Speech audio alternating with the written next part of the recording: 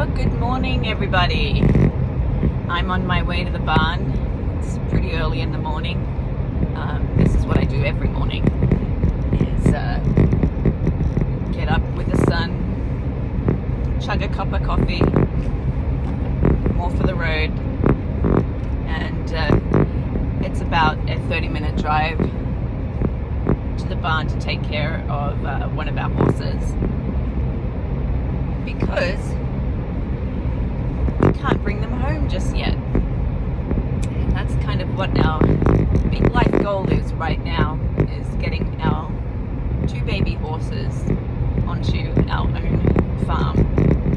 My wife and I purchased a property just a little over 18 acres. It took us a long time to close on the property. Actually, it took us like 3 years to find a property. That's kind of the way the market is right now. But we were definitely looking for something in particular. And whoops. So I was trying to hold the camera when we went over that big bump. I know where that bump is every morning. But we purchased this property because it would be usable as far as horses are concerned. And we're lacking the infrastructure right now. It kind of took all of our resources, all of our time and all of our resources to get the property. We still can't bring our baby horses home. It's absolutely beautiful. We feel so blessed every day to wake up out in the country. Beautiful, beautiful property with a long driveway, no neighbors. It's flat, cleared for the most part, actually. I mean, a lot of it's in hay. We lease to a farmer, and that it's in hay.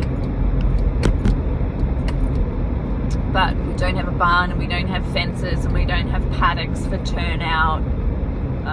And we're just coming off a pretty rough winter, and it's probably actually really good that we haven't put the infrastructure in just yet, and we let ourselves have this pretty intense winter period, because now we know where all our drainage issues are, where all the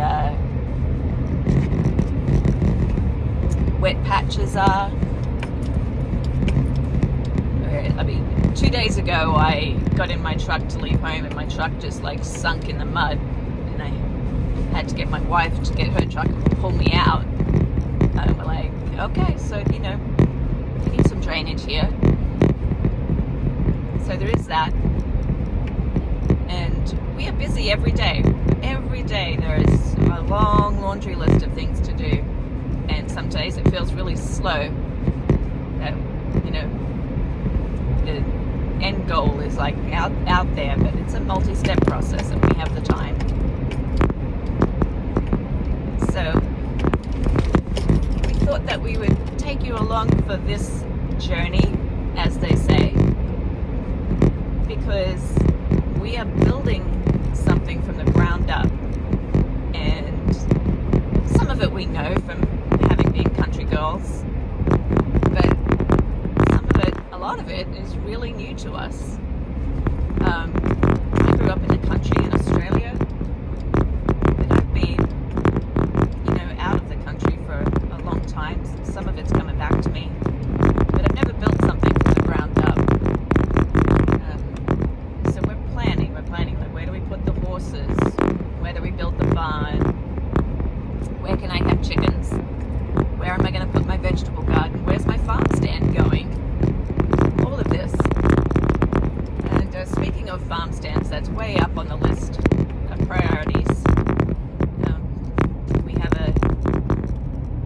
a cottage bakery business called Tullo House, and I bake sourdough bread, semolina bread, French bread, pretzels, muffins, cookies. I'm a certified food manager, and I have a state license to run a cottage bakery business out of my home. But we've been out of that game for about a year because of the move, and when we finally got into our farmhouse, I thought, okay, the first thing I'm going to do is get my bread oven pulled out of storage and put it in the kitchen and start baking and put everything out on the farm stand. Well, I tell you, life had other plans for us, because we walked into our kitchen and quickly realized that it could not be used as a kitchen, never mind a bakery. We thought that the cabinets were looking pretty nasty, so we tore the cabinets out thinking we'd just replace the cabinets and the appliances, but then we encountered more problems within the walls and then the floor. So before you knew it, we had every last inch of that kitchen disassembled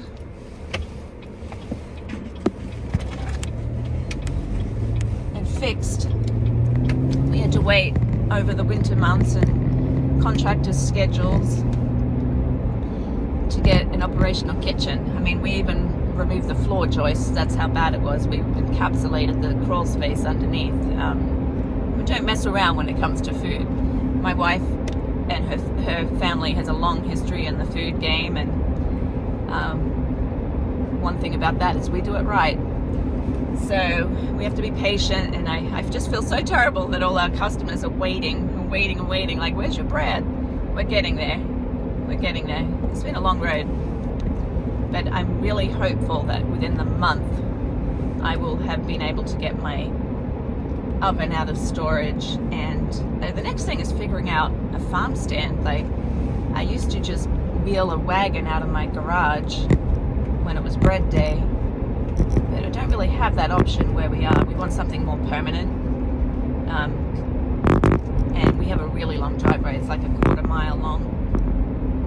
We want something more permanent that's going to be there. Ideally, my big goal is to have, I want like it to look like a little cottage mercantile store. So I'm looking for cute sheds, or used ones that I can paint and fix up, and ideally it will have insulation and a door, so that in the inclement weather I can still put stuff out there for people. My ears are popping going over that little hill. So that's my big goal. But as is always the case when you buy a property, you get a laundry list of things that need to be done, and they have priorities. One of the first big priority we had moving into the country remotely, down a long driveway with no neighbors, is to get a whole house generator, because the property loses power frequently. So we had a whole to-do about getting a whole house generator in, which meant bringing in propane tanks. So we have that now. It works like a dream. If we lose power, literally 6 to 7 seconds the generator kicks on and we have power again. But there was one instance over the winter, particularly bad windstorm. The wires came down in our driveway. The power runs straight down the driveway, several telephone poles down there,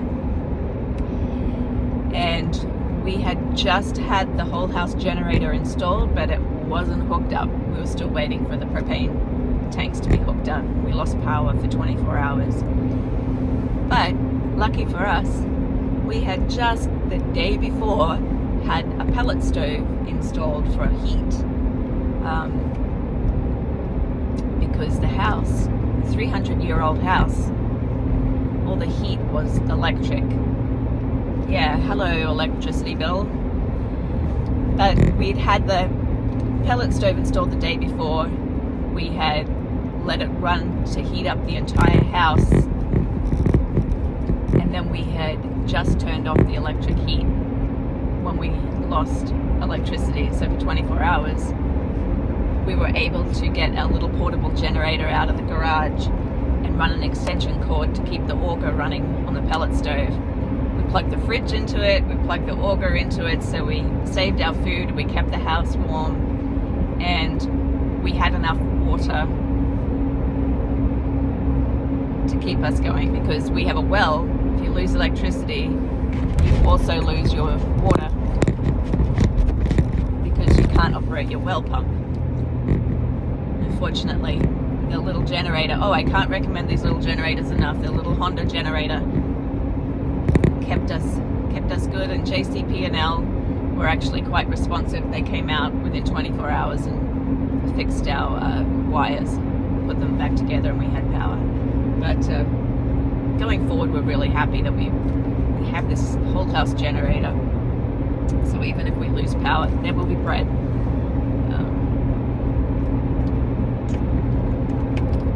So we have heat, we have water, we have backup electricity. Now we're working towards getting the horses home and getting the farm stand set up. But hopefully that will keep happening. That will all be happening soon. We'll keep the momentum going. Today, so I'm off to take care of the horses right now, but it's a family farm work day. We have family coming out to help us get things organized in the house. Like I said, just a laundry list of things that need to be done. Big one for me is I want to get the basement cleaned up so I can put some shelves down there and put kitchen stuff that I don't use every day but need to keep pretty handy. I can stack on the shelves and have them pretty accessible so I don't have to keep running out to the barn to get stuff. And that's what I hope to accomplish today. Most of the kitchen is in. The kitchen is functional. We have the general all-purpose house oven installed, but that oven is not capable of the magnitude of the bread that I produce. I have a dedicated bread oven that does that. I can bake like 12 loaves at a time, about 20 minutes in between each. Like when I take one load out of the oven and put the next load in, it takes me about 20 minutes to get my oven back up to temp, and so I can produce a lot more loaves. A household oven, you can only cook one, maybe 2 loaves at a time in there. That would take me all day. But, we're so looking forward to getting back on track. And all our customers are asking us when there's going to be bread. Actually, and pretzels. I have a lot of requests for pretzels. I make pretzels, and they're pretty labor intensive. As you can imagine, each pretzel has to be hand-made, shaped, boiled, and then baked. It takes quite a long time, but they're so good. So good. I love bake day because the house smells so good.